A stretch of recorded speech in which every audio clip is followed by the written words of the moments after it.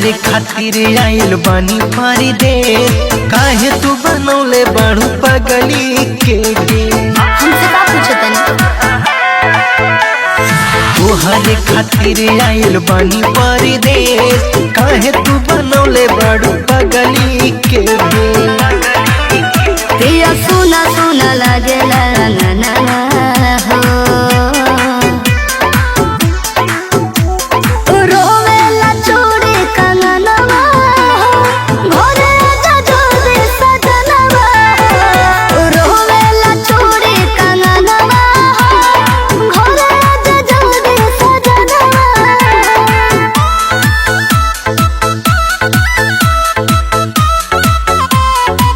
Music said Rakesh.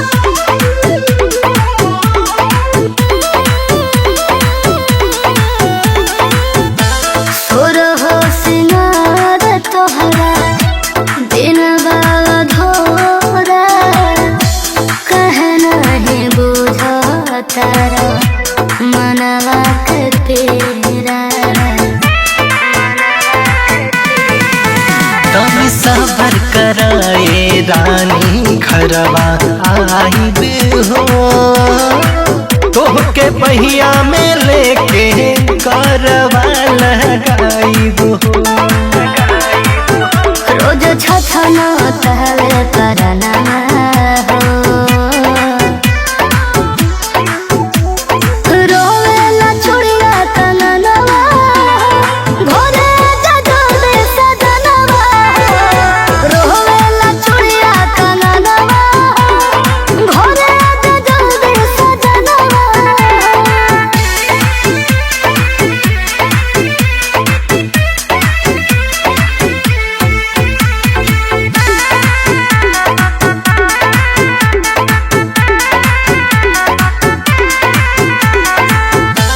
लीला रख बिंदिया रे कनवा के बाली, तोहके बोला रे पिया हमर ओठलाली।